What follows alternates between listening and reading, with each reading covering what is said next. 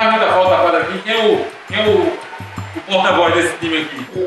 Gustavo. Fala, Gustavo. A quadra faz falta aqui, a quadra? A gente precisa para outros esportes, né? Tanto para a questão de vôlei, para a questão de sal. E aqui outros esportes, como a educação física que envolve toda essa aula. Estou hoje visitando, eu já vim da Camenon.